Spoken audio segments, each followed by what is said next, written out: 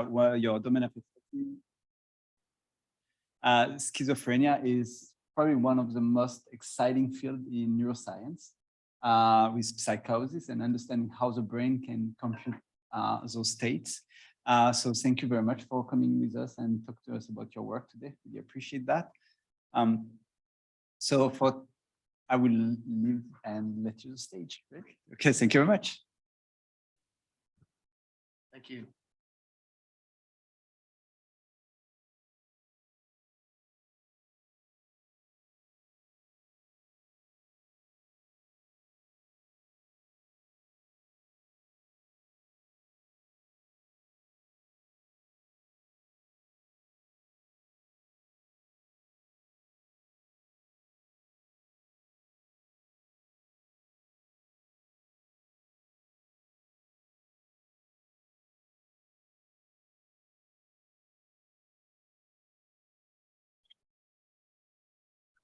I'm sorry, if anyone can hear me, I don't hear the audio from the venue room.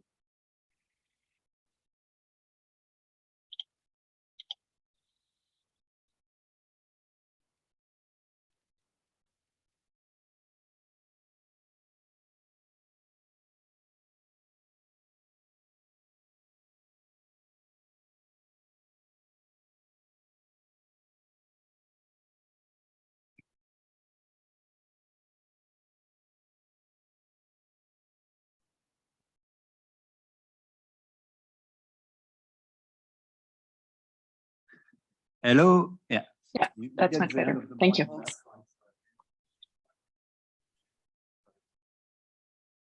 Okay, hello. Now we're good. Go, says Randy. Thank you, Randy, for organizing today. We're all good. Put my slides on. Okay, so I have a very long title. And then somebody says, wait. What?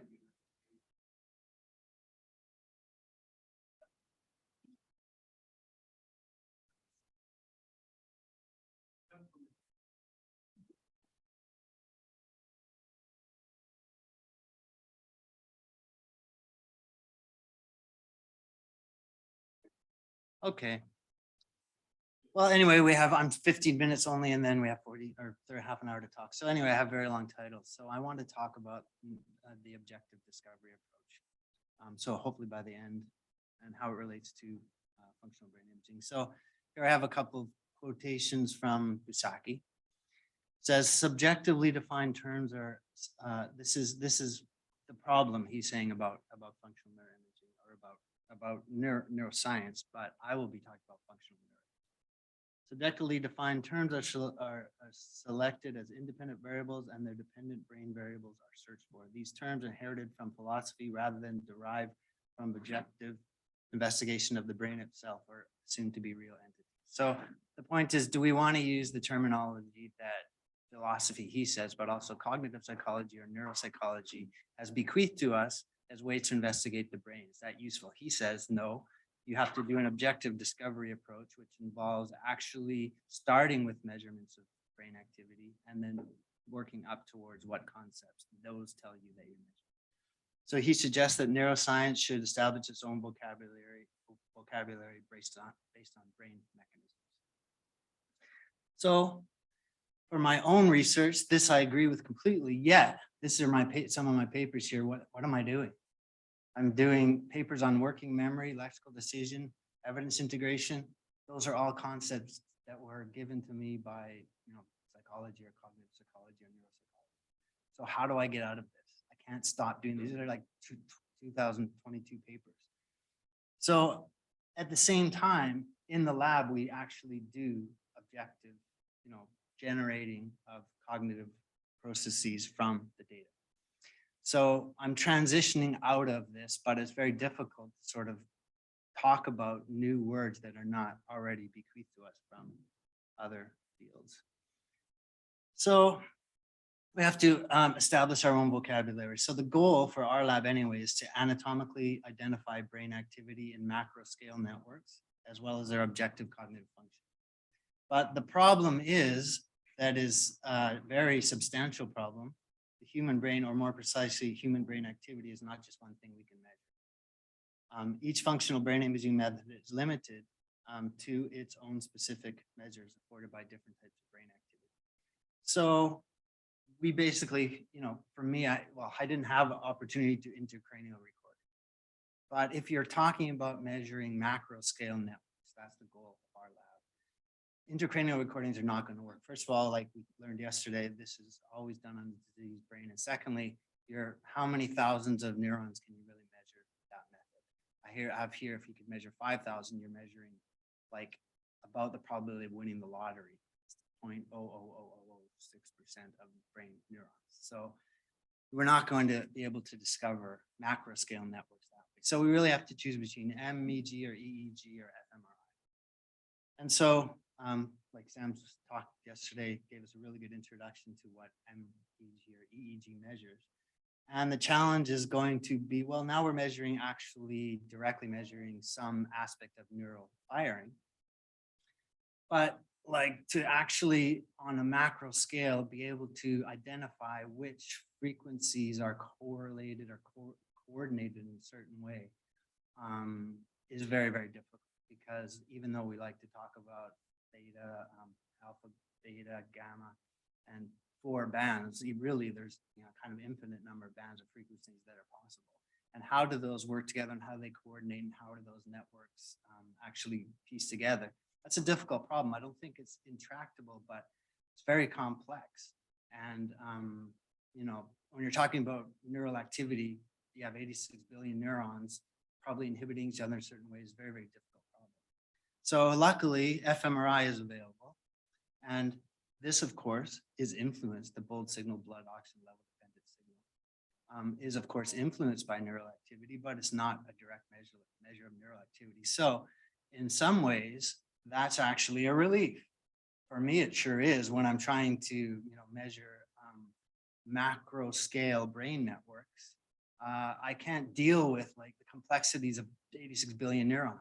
But the bold signal is a very robust, simple measure that if we're doing what Busaki says, we allow it to tell us what it measures. Is it telling us what neurons do?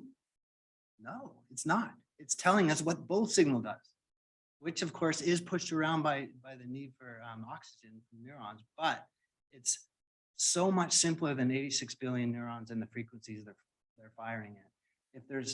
I was just lucky that fMRI was what I started with, because that allows me to have a simpler problem. So what are the principles that we use to actually find these networks? These are the 4 principles.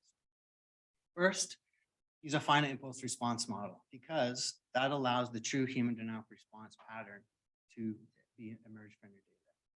And so far, we've had a day and a half of talking about brain imaging, but not one person has shown yet, and I will show hemodynamic response to events. And in fact, we were at Human Brain Mapping in Glasgow a few months ago, and not one person showed it there either.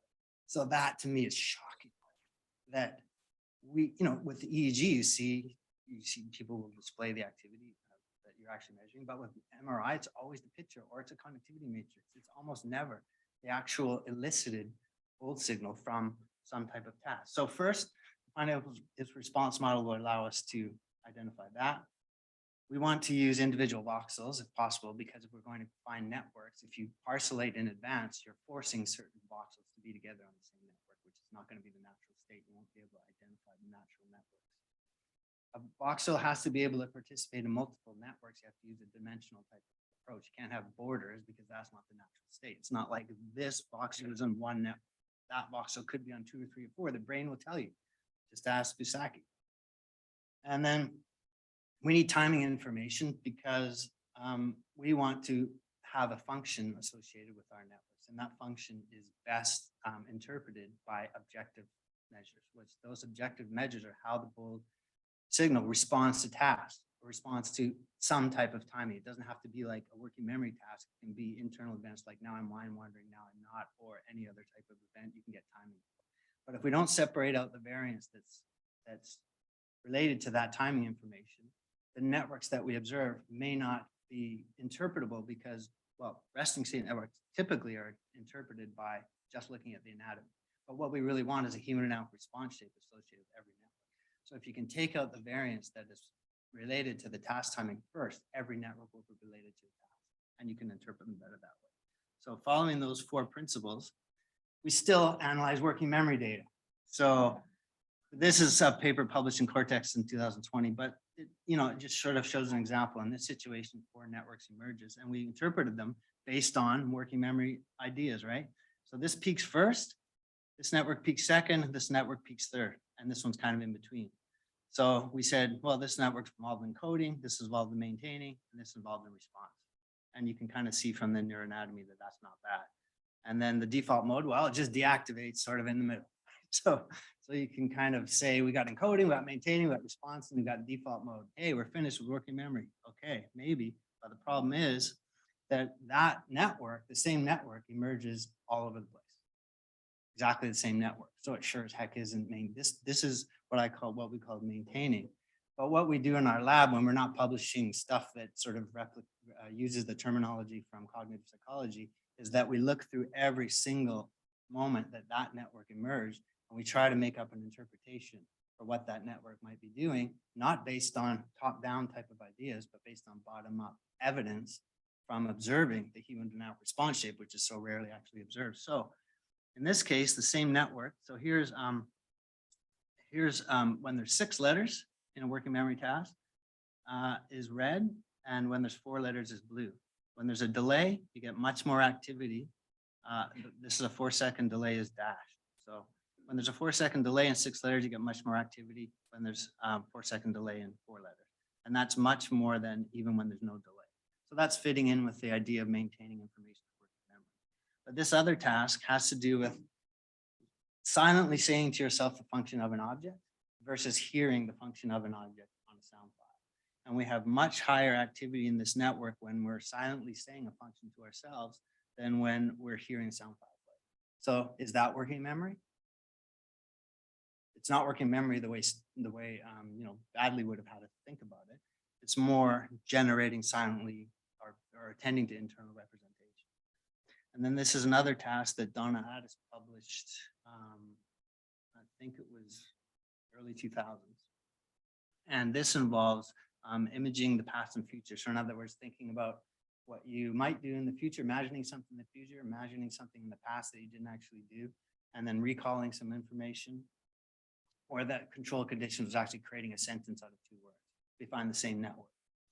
Now these, I'll talk about these networks in a bit, but anyway, here we have, when you're imagining the past, imagining the future, or when you're creating sentences, there's more activity in this network over the whole period when you're doing this compared to recalling. So now we have to think about that. Why is it that there's more activity in this network and more sustained activity in this network, imagining the past, imagining the future, making up a sentence, relative to recalling something? So think about that. That's what we do. That's how we objectively, come up with a function for these networks. So anyway, I have lots of examples. I'm not sure how I'm doing for time. Pardon? Okay. Well, okay, I'll just go through a couple more. Okay, so here's another network. So this network has a different function. This is not the same network. Okay, and this network is active during the incongruent condition on a Stroop task. It's actually switching between color and word. But when there's incongruent, it's active. When it's neutral, it's not active. And also when you're integrating disconfirming evidence, it's active relative to when you're integrating confirming evidence. And we've seen the same network multiple times, and it always peaks after response. Now we have to integrate all that information. What is this network doing? We're not going to use a term like integrating disconfirming evidence or Stroop. We're going to have to come up with a word that's independent of those. The word that we came up with so far is reevaluation, because it actually peaks after people are responding, which you would never see if you assumed a human response. After people respond, we see this network active. It's more active in disconfirming than confirming. It's active in incongruent, Stroop, and not Stroop. What's it doing? Got to come up with a word. Here's a network that's involved in lexical decision on one hand, and it's very active when you're actually seeing a real word, but it's actually suppressed when the word is not a word, but it looks like a real word. relative to some other conditions. So active when you're actually seeing linguistic information, but suppressed when you have to suppress that linguistic information. The same network is also involved in when you're discriminating emotion in a face. So here's a scrambled face, nothing. Foil, which is sort of still a face, but it's not the correct emotion that you're looking for, and target when you actually find the emotion you're looking for. So all this has been published, but we haven't sort of integrated all of this information into a publication to say what these words are. We call this extraction of meaning. It could be linguistic meaning, or it can be emotional meaning. Here's another one. I won't bother going through that unless I think I might run out of time. But basically, this is what we call focus on visual features. The same network, it's completely active in this type of Ravens task, where you have to see what the next thing is here. So it's like, what would come here with dot, dot, 2 dots, and then 2 dots. I guess that's the right answer here, 2 dots. So, it's more active than that, but then electrical decision is actually suppressed. So what is about this visual network? It's active in this task where you have to pay attention to visual details, but it's suppressed when it's electrical decision. It doesn't really matter what the word is like. What matters is whether or not it's the word. To actually suppress it under some conditions, activate under other conditions. So anyway, we've been spending the last, like everyone's talking about what they did during COVID. This is what I did during COVID. Look at all of these networks, find specific slices that actually are, unique to one network and not to any of the other networks. So we ended up with, I have here 12, but actually these two are the same. One is just one-handed response and one has a two-handed response. And so we use methods to explain the variance in the bold signal. And this set of networks explains all the variance in the part of the bold signal that's predictable from task time. And what's left over is just basically movement or some type of random noise. So far, in the tasks that we've looked at, which is everything we've collected, shared with other investigators, some downloaded online, these networks actually explain the task-related variance. But the words were all the work. What words do we use? And that's done by seeing when the network is actually active in every single task and then coming up with an interpretation, which is not obviously an ongoing process, because I think we've probably looked at 200 or so manifestations of different networks. And there's basically probably five to 10 really good examples of each network in multiple tasks. So we've gone through all those tasks, but I'm applying for funding to do a much larger project that involves more sharing and more online. So here's a reminder of what these principles were. A finite pulse response model will allow the hemodynamic response to emerge. Instead of assuming a shape, the smallest unit of measurement should be an individual voxel and not a partial or an a priori region of interest. Each voxel can participate in multiple networks, a dimensional approach, and we need timing information, some types of timing vector. So here's the process that we used. So first, we extract the networks and shapes. Sorry about the zoom. But we extract these, the network, and we can extract shapes. So anytime we do an analysis, we get those two things. Then we have to classify these networks. So I'll explain in a sec how we did that. But now we have these prototypes that are based on, many manifestations of these networks. Then we interpret the shape, and what we're working on now is actually associating the activity in these hemodynamic response shapes, so individual differences in the level of activity with individual differences in other traits. But so we're sort of just not finished that. But just quickly, I think I'm out of time. So just quickly, this is like there's only 1 or 2 slides left, but I just want to quickly say how we classify this. So here's the to be classified image, and here are the exemplars that we've developed. We just vectorize. Now we have critical slices. There'll be 178 critical slices will actually distinguish all these 11 brain networks. And then we just string them out into a row like that. And then we take that from all of the exemplars, look at the correlations, and then the highest correlation will tell us which is the best match. And it may be that sometimes there's mixed, because the principal component analysis is not perfect. So I don't have time to explain the whole thing, but this is my last slide. So anyway, Saki says we need to establish our own vocabulary. So I think that we haven't established the vocabulary, but I think we have a methodology that works, which is find these networks. That was possible with bold signal. With MEG or EEG, it'll be much more complex. The time scale is much faster or more precise. And you have, multiple frequencies. They have to be to be able to identify these networks is difficult. There may be far more networks than fMRI has. And then intracranial recording, I mean, I've never had an experience with that. I'm not sure what types of networks you'd be able to detect that way. So anyway, that's kind of my proposal for what the approach could be. And I guess the discussion can be about whether that's a valuable approach and what types of combinations of these might be fruitful. But anyway, the bottom line is the bold signal was just a lot easier and it was very rewarding to work with. But our lab's moving to EEG now, so it's ready for the next challenge,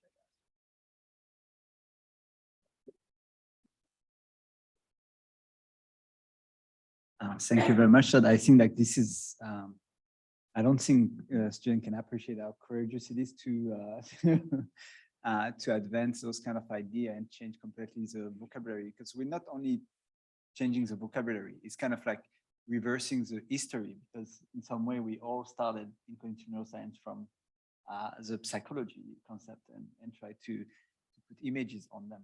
So I really like this idea. More and more, like actually my lab is doing this same kind of like questioning about like those framework in which we try to put those images in that don't really fit and how we can explain those. And definitely going with EEG and MEG for me too. Okay, so we're going to go with Rebecca and then Sam.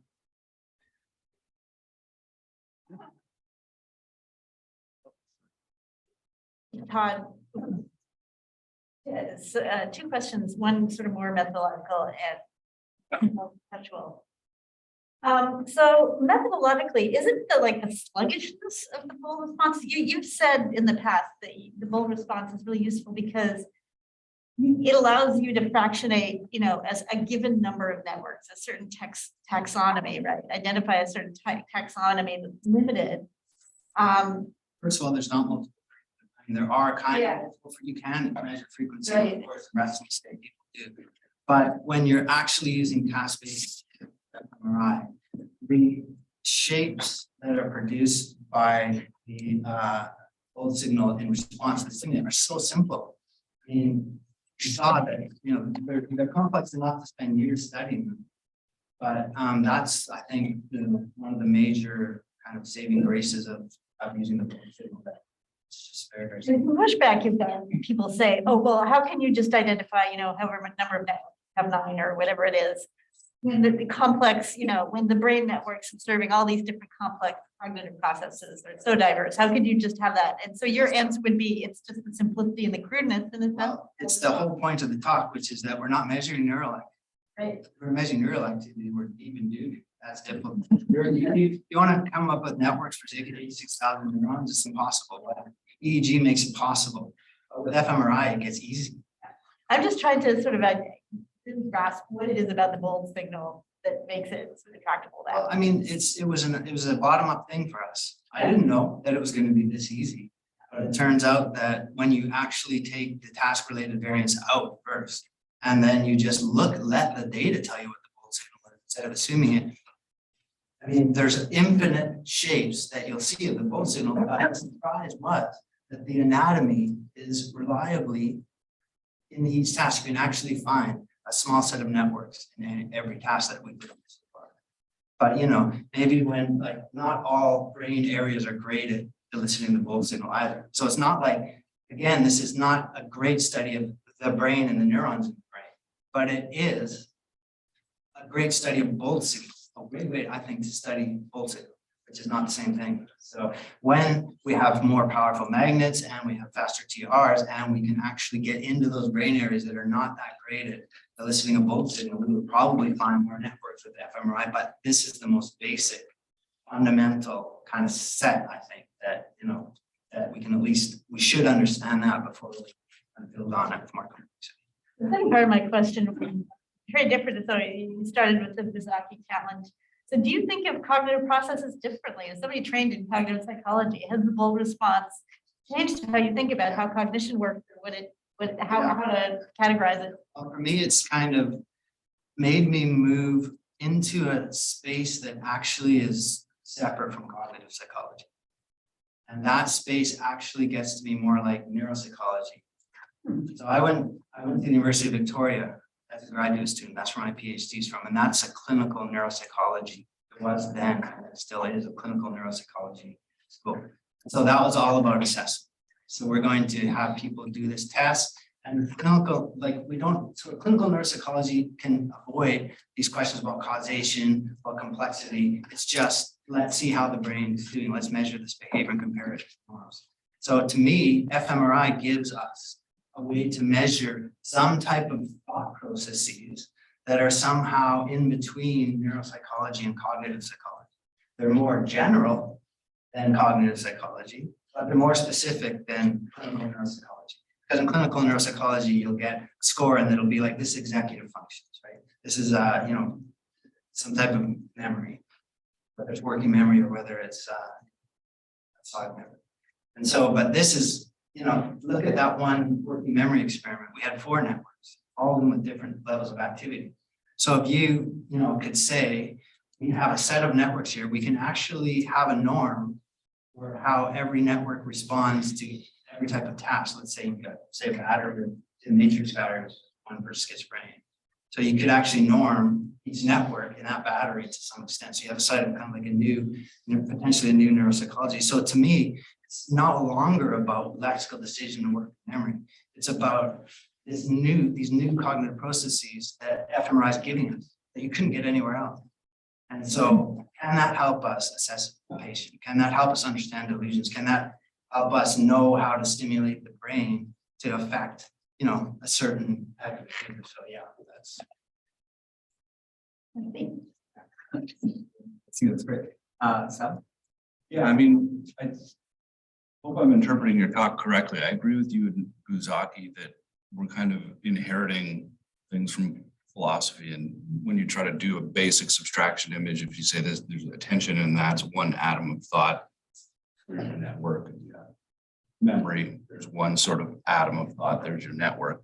But those aren't the real sort of networks. The ones that both give us. Not the ones that both, but I mean, all of our tasks are also inherited from that assumptions too. So I mean, to really get at what are the, you can't do it with an fMRI, but to really know what are the recurring eating network configurations of OLD or EEG, wouldn't you almost need to have someone walking around with naturalistic interaction with the world and then see when pattern X repeated and then what was that person doing? Is there anything common about that person? And try to essentially hit the history eraser button on psychology and just say, there is no such thing as lexical decision. You're right, About it. It doesn't exist. Then everything else is not tied to a specific identifiable thing that we could name after we erase history is either part of, endogenous unconscious processing, that type of network, or it's something to do with some level of time lag inherited from processing of past events or predicting, modeling future events. I lost you in the last sentence there, but let's just talk about the first part and then maybe the second part. So the first part, do we need to have people walking around? I don't know about need, because we've learned quite a bit using the tools that we had available by trying to investigate cognitive biology. But those 4 principles are what matters. So as long as we have timing that when people did things, then that's a great way to go. And maybe if we use more naturalistic, types of timing information, we would have different networks. I guess what I'm saying is if you're having somebody do all of the tasks that I use and that you use are inherently carrying the baggage of philosophy that's cognitive. So, I mean, if I say I'm going to go back into all my data and find things that recur across all of my tasks, I mean, I'm finding commonalities in the common baggage of cognitive psychology, which is, I think you're right, but I think the problem is almost deeper, where you have to assume, the lexicon is wrong, the tasks are wrong, the ideas that, the separation of cognitive processes into attention, memory, episodic memory, semantic memory, that's all wrong. And start from somewhere more fundamental in the brain and its sort of spontaneous processes and interaction with the environment. Because the task, I mean, if cognitive psychology is baggage that needs to be purged to get at the real proper lexicon of the brain, it's also in the tasks, right? So I agree with you, but we got fairly far with all that baggage to the point where at least we have the methodology. And if you sit there and say, no, it wouldn't really work because we're using tasks from cognitive psychology, you kind of lose the opportunity to take advantage of what we already have.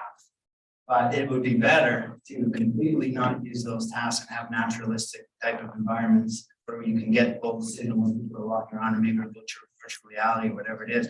But the data is just not available. Like what we do have is actually quite a few types of tasks. Like one of the tasks that we analyze from the Human Connectome project is this task where they have little shapes and boxes, and the shapes either interact socially or they move randomly.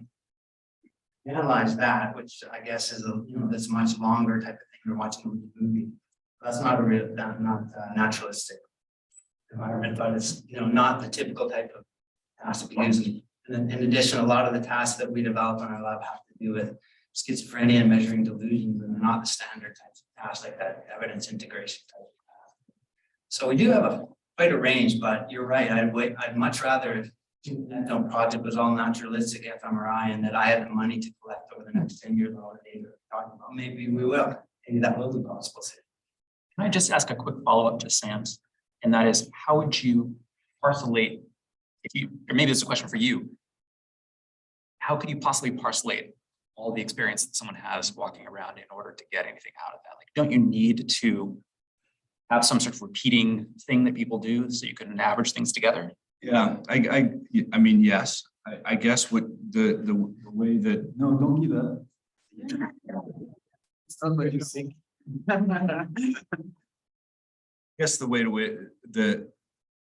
What I'm arguing is to really do what Buzaki says is I'd have to be wearing an fMRI, and you'd have to see, okay, how many times are there recurring patterns? And then you'd say, okay, there's a recurring pattern. What was Sam doing at time X, Y, and Z when that pattern recurred? So then it either had something to do with something I was doing around that time, like reaching with my left hand, or it would have to be something endogenous to the brain's own self-maintenance or internal operations, or it would have to be time lagged. Like you can't tell by looking at it. Sam's like, crap, I need to respond to that email. And you would figure that out. It's difficult, but you'd have to, I think what Buzaki is saying, it might be right, is that the entire way that we parcelate the mind is at least partially wrong. It's baggage from philosophy. And if you were to do it the other way, you'd have to do something what I'm recommending. And I'm very much in favor of what Todd's done. Don't get me wrong. I'm saying you purged half the baggage, but the tasks are in themselves the other half of the baggage, right? Yeah, but I think like to come back to the question, and like the issue is like if you look at the literature, like between 60 and 80% of studies that are published in a high impact journal cannot be reproduced. Maybe it's okay in this testing, and like and also one of the big findings in psychology is like if you put somebody in the dark room closed, it impacts his cognition negatively, and his performance is extremely diminished, which is kind of an fMRI, right? With somebody else with noise, and we put in like white down to. So I to go even further on that part, like for me, like I really think that if we continue to use those constructs, but not even at a philosophical level, but at the experimental level, without asking those challenging questions that Todd is asking for us today, we're going to repeat the same thing all over and over. And I'm sure you have example in your field that might have scientists that have done the same work in 40 years, never asking that question. It's like am I measuring release of brain signal in fMRI, or like is that really the working memory task I'm doing? Am I really measuring working memory there? Like is it really working memory with them? Because it's so. This is not a task that nobody would can do in their life outside of the class. But like we denature the pathways or mechanism completely, and we accept because what we're trying to is reduce the noise. So I think it's time, at least for me in my lab, we're trying to push on the other way, saying like, how can we go more and more towards a natural way? But it's showing, like, for example, focusing more on EEG, focusing more on MEG, trying to get away from the causal part and really trying to work on the digital was doing this morning. Try to get away from this challenge. I'm not saying that's the solution. I'm just saying that this is the hypothesis we're growing. Okay, yeah. Can I just jump in really quick? Follow up. Sorry, sorry, Danielle. I feel like the debate of your. But I think the follow up is like, okay, so Zaki makes the point, and others have made it, that like our cognitive constructs from William James and philosophy don't necessarily reflect what the brain is doing. Point taken, but isn't that like the cognitive constructs that we work with are no good, or they're not useful, or is it that they're useful? And the problem in cognitive psychology and cognitive neuroscience is we treat that they're heuristics, they're useful categories that we've made up to describe these families of phenomena that we sort of model with experimental tasks. But is it that they're wrong, or that we reify them? We treat them as if they're things in the world, and then we go and do experiments to find these things that we've made up. And to me, that's more the problem than that these tasks that sort of isolate these cognitive processes, you know, tell us something useful, and you know, again, gave the foundation for Todd to sort of do a more data-driven look at cognition. I don't know, to me, like that, those are, do we necessarily have to throw out all of cognitive psychology, or do we acknowledge its limitations? Yeah, I just didn't want to say to throw cognitive psychology. I just think that if you're going to study fMRI, then you have to let go of cognitive psychology. I think one of the factors we're going to end up having you have the moderators that. I think one of the things that came up today, actually, from your talk, is indeed that we're assuming that there's an isomorphism between the cognitive construct that we're measuring and the fMRI signal. And that's a really bad assumption, and that's even an assumption in your analysis. You came the closest to actually checking for that isomorphism with your analysis. You don't know what the function is between cognitive constructs that have been studied for exponentially. They have some validity in terms of predictability. So there is something. You can't say the brain doesn't produce memory. Otherwise, what it is at your foot? No, probably it's your brain. But it's the question, we don't know how that transformation is actually done. Well, signal. The brain, of course, produces memory, but what does the bolt signal actually detect? That has to do with memory. That's really what I'm talking about. I think you're wrong. The question is the transform between the bolt signal and the actual cognitive construct. You don't have it in your analysis. Okay, so wait. Okay, which part of what I said was wrong? Because I said that memory is a thing, which I agree with you.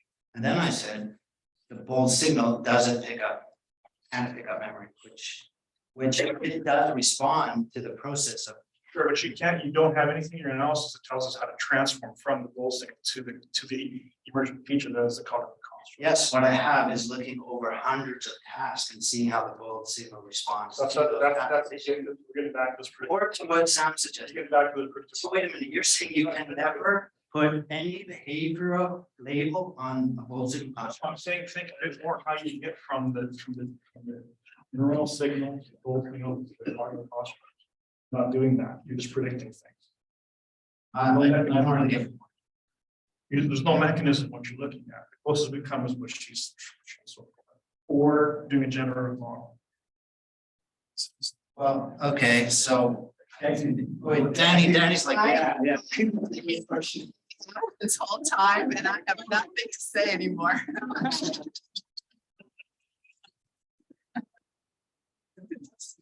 On that, I was going to say what Sam was going to say, and I'm done. I'm not coming in on the space, but I'll ask a question later. What basically I was building on what Sam was talking about, which was like one point in your talk, I was sort of thinking like, where do you go next with this? And you had a correlation with openness to experience, and I was just interested in is that, like, how do we link those bold patterns now to behavior? And are we, by taking something like openness with experience, are we creating a similar problem on the other end? Or is it okay because that term was derived the same way that you're deriving the terms by data-driven and then giving a label to something, which is what people did with the big five.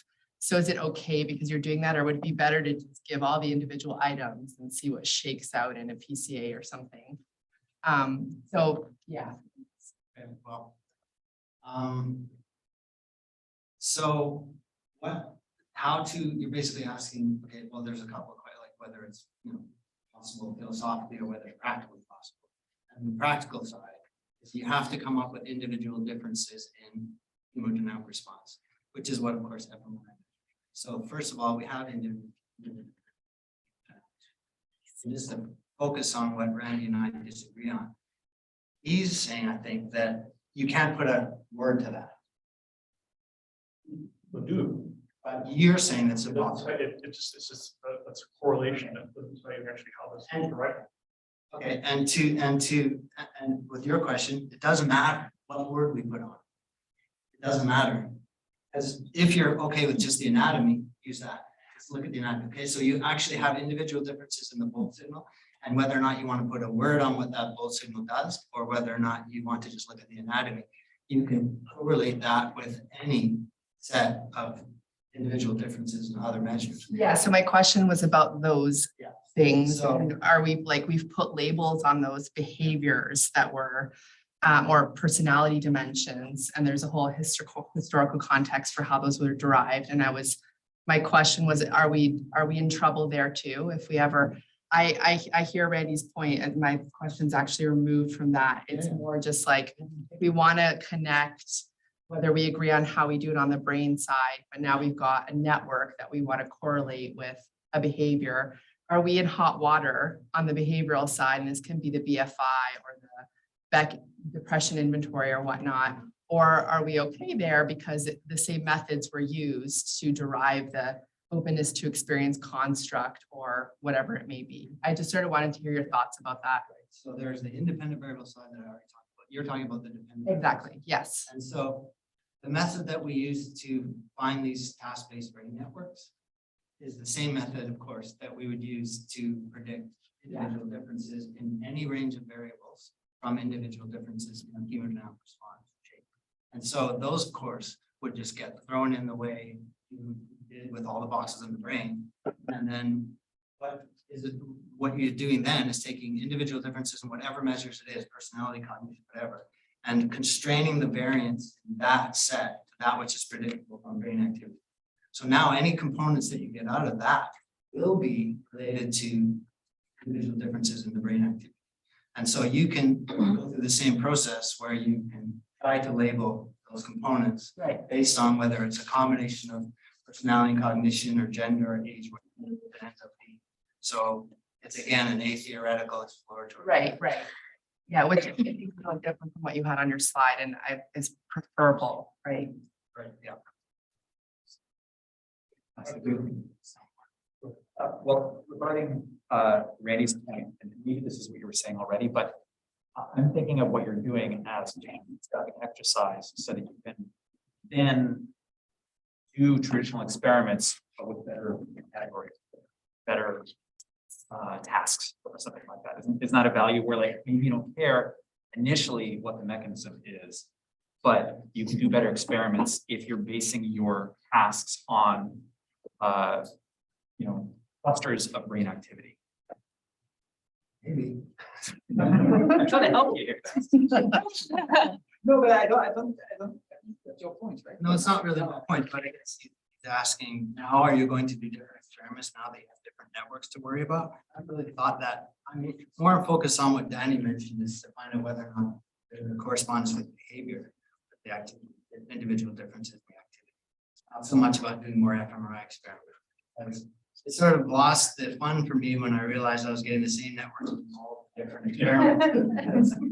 Yeah, that's wrong. This is a less controversial. Unless you want to jump. No, go ahead. It's actually more to do with what you're doing seems to be similar to what Russ Holdrath and colleagues did with neuroscience. It's okay, well, that's a great question. So what Russ Poldrack did with Neuroscience is say, what we have to do is we've got these words like working memory and attention, but those are not the right words. Those are not the natural, the natural cleave nature at its joints in terms of word cognition. So what we're going to do, we're going to look at every task that we can find. We're going to find out how they overlap, and then we're going to give new words, right? So all it's doing is making the same problem, because before we had some words and now we have more words. So now we're going to, it was his solution to reverse inference, where we can't keep kind of like giving these words like working memory to brain activity. We need smaller words so we can link that up. I thought it was more like different, looking at towards intersections and see if there's a different way of labeling.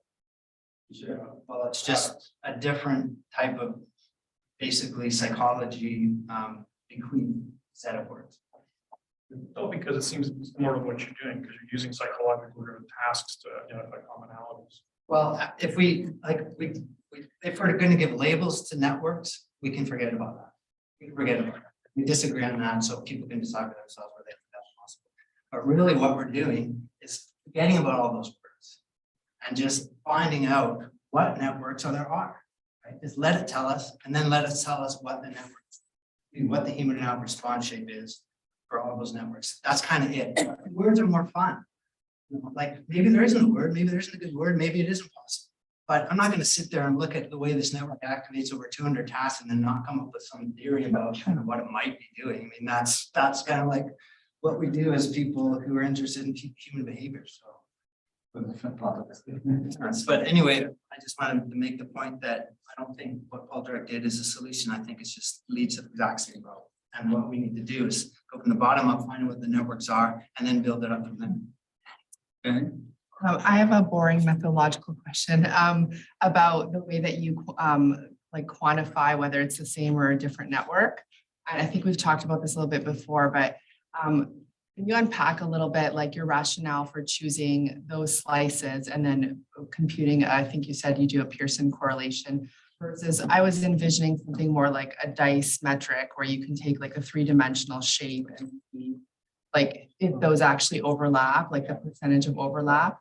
Because I worry, I keep going back to like, I don't know, my field is memory, and people are really interested in like, okay, in this task, you get like this hippocampal subfield, and this one you get this hippocampal subfield. And like, it's such a nuance, like these voxels versus these voxels. And maybe we're doing things the wrong way, but it feels like, I don't know, is something more precise to say like, this is the network, this is the same network. It doesn't veer like a little more ventral in this particular task, and that veering is like, there's meaningful information there. Like how similar are the networks? Is it like 90% overlap, 95%? I just want to hear your thoughts about that. Well, I mean, a number is kind of what we're trying to, I can't give a number, but like at first we started to do that with the whole brain, but it didn't work because there's so much overlap in the visual cortex.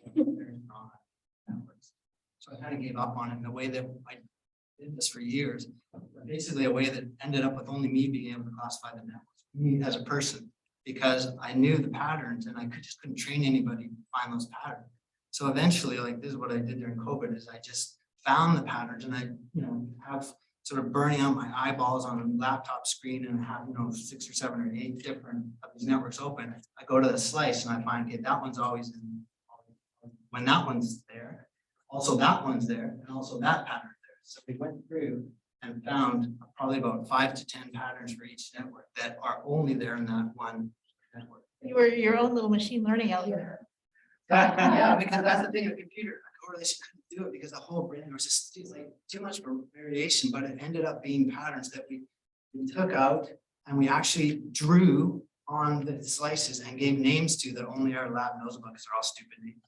Right? They're all silly names like jumping jack flash and bilateral eyeball sitters and stuff like that. And no one from outside the lab has ever asked to see it or has even been interested in really how it's done. But anyone trained in my lab gets to know that just as well as they get to know any other. So that's how we did it, is like, I just, then once someone in my lab, Chantal Percival and Sahi came into my office and said, why don't we just compute correlations on only these slices? And I'm like, oh, that never works because we've done that with the whole brain. They go, oh, we tried and it does work. So you have to check it afterwards visually against the manual that has all the shapes in it. But if you use those slices that are the important ones, the critical ones for distinguishing between networks, then that works that way. Well, Daniel, I think that you're asking also the question that Todd was referring at the start. It's kind of like we are prisoners of our own framework. Yeah. Like, in memory, so for me, I started my career at UFT, which is a huge department on memory. And and I have like a powerful enough fMRI to really map this campus and see how it gets there. And that comes from the fact that memory has been always like that, right? Like dividing and trying to absolutely. compartmentalize those concepts.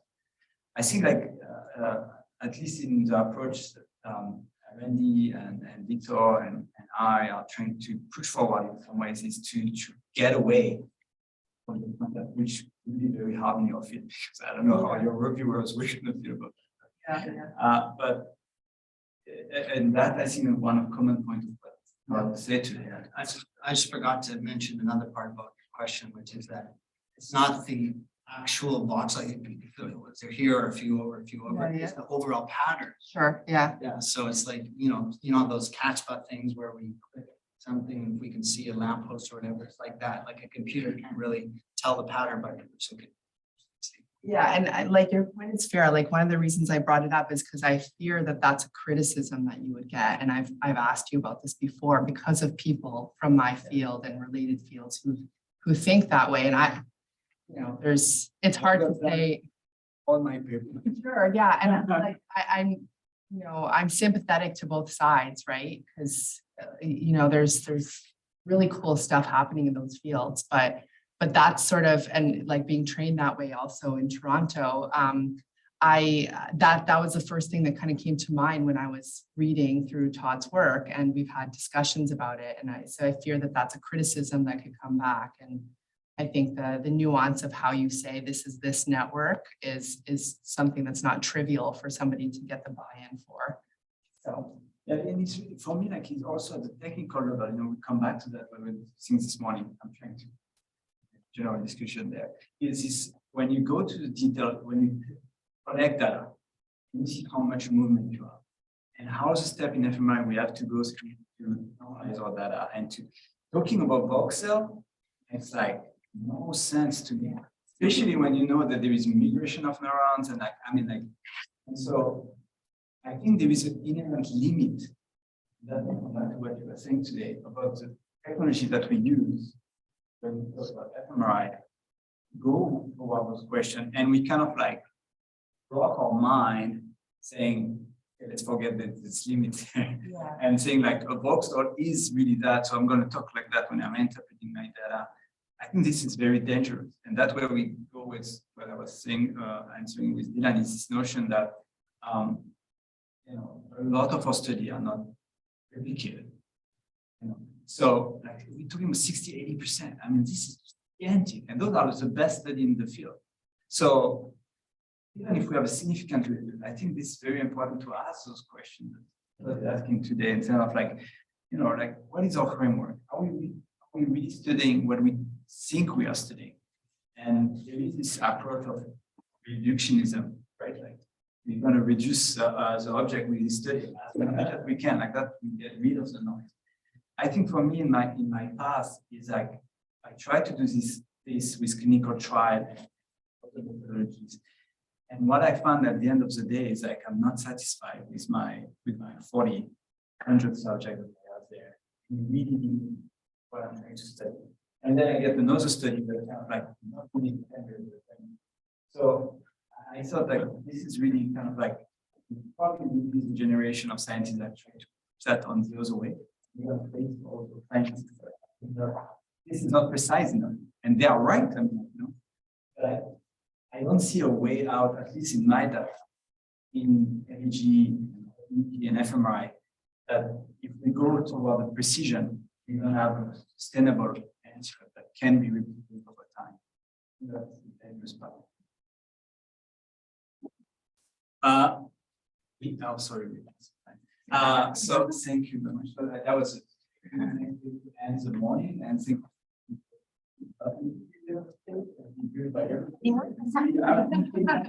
Thank you so much. And thank you for the. I don't know what you like.